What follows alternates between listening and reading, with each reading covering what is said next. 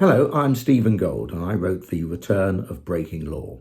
Well, stick around and I'll update you on some important legal developments which could impact on your life. And if you're a lawyer, well, you may save a few bob in not having to participate in a webinar or popping along to a Cafe Royal. Isn't he going to try and flog his book? He'll try it on soon. Just wait for it. Now, here goes the judge. Here goes the judge. Tips. What you would prefer not to have to pay after there was a fly in your soup or you needed an axe to get into that creme brulee. Waiters, waitresses and other restaurant staff will now generally be entitled to share between them the tips, service charge, gratuity, call them what you will, that you pay over when you settle your bill. That's thanks to a new law that came into force on the 1st of October. What is paid must be shared out in a fair and transparent way, but that doesn't necessarily mean shared out equally.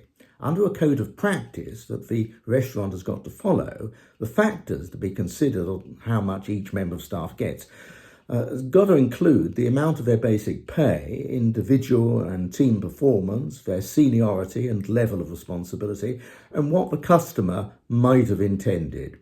The head chef is likely to score higher than the assistant washer-upper. I love washing up. But you won't dry up, will you? I said that this will generally be the position, not always. Only tips, etc., that are paid to the restaurant or one of the workers will be caught where the restaurant is exercising some control over them. So usually a service charge, but not the fiver you shove into the waiter's back pocket as he tells you, I'll be leaving you now. Quite. If the restaurant dictates how staff should deal with directly received tips, the new regime would apply, but not if directly received tips are going to be pulled by the staff themselves. I reckon that some restaurants may abandon service charges completely and put up wages instead, probably raising the cost of the food or leaving it to the staff to extract what they can and battle out in the kitchen how the money is to be split, with the assistance of the head chef and a meat cleaver, of course. The new regime, you see, is a bit of an administrative headache for restaurants. They must maintain a written policy available to staff about how tips are going to be dealt with, and that's to include information on whether the restaurant requires or encourages tips and how they're allocated. And as further punishment for a restaurant, they must keep a record of the qualifying tips paid at that particular branch and how they've been shared out. And that information is to be provided to a member of staff in relation to that member only if they make a written request for it to the boss. And what if the restaurant fails to do what this new law requires? Will they be compelled to eat their own food? Leave the jokes to me, please. A member of staff can obtain compensation by complaining to an employment tribunal, and my prediction is that there'll be no shortage of complaints. The complaint has got to be made within 12 months of non-compliance by the restaurant, and the tribunal will have power to extend time.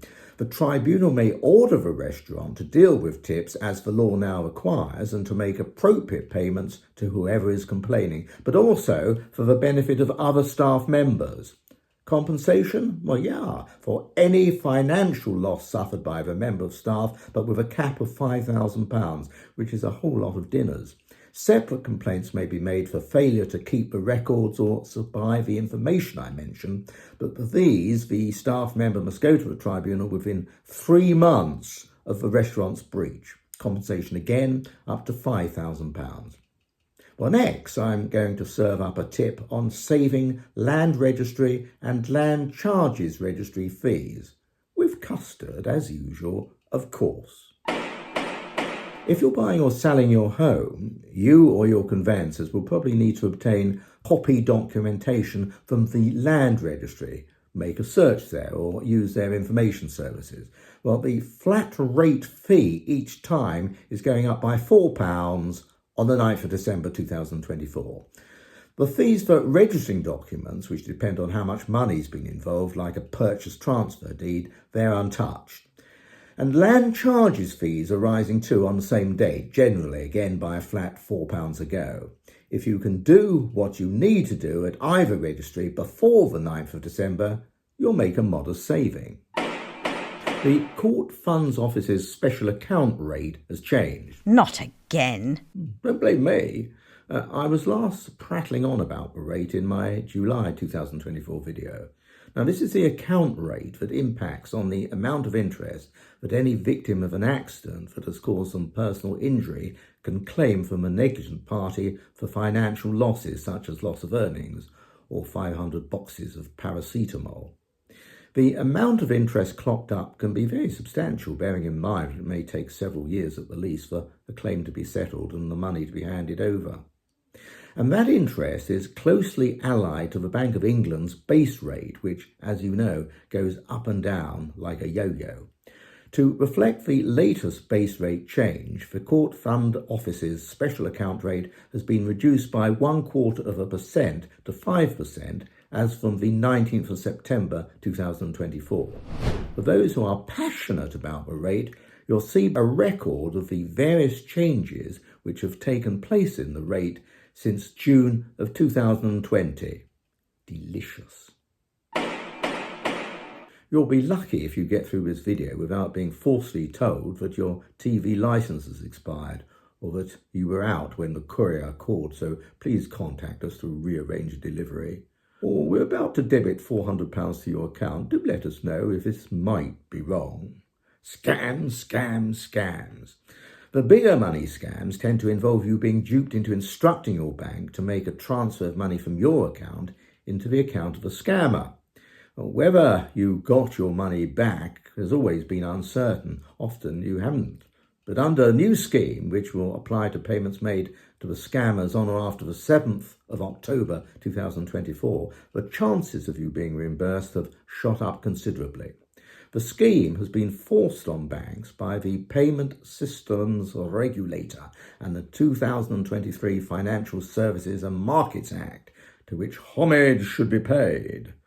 Not every scam will be caught. You, the victim, need to be a consumer. The bank transfer needs to be made under the Faster Payments Scheme, or CHAPS, from one UK bank to another. And you must apply to your bank for reimbursement within 13 months of the transfer having been made. But here is where you may come a cropper. You could be denied reimbursement if you've been incautious. For example, not heeding warnings by your bank or the police when asking for a transfer to be made, or not reporting the scam promptly on learning or suspecting that you may have fallen victim to it. A victim who is vulnerable, where that vulnerability would have had a real impact on their ability to protect themselves, won't be denied reimbursement because of lack of caution. Is there a limit to the amount you can be reimbursed? There is, £85,000, but it's reckoned that should take in around 99% of qualifying scams. But if you've been scammed for more than £85,000, your bank may still voluntarily reimburse the lot. Pigs might fly. And if they refuse or you're denied any reimbursement at all, you can make a complaint to the Financial Ombudsman Service. And if the Ombudsman upholds the complaint, you can be compensated for up to £430,000. Incidentally, the reimbursing bank may knock off up to £100 for your compensation, provided you are not a vulnerable victim. They call it an excess. How long will it take to get your money back? Well, the target is within 5 working days, but some banks are already talking about taking up to 35 working days in some cases. Well, if anyone out there reckons that banks will drag their feet, let us know your thoughts. Still not flogging the book. Must have forgotten. And don't forget my book. It has had loads of favourable reviews. Have a look online.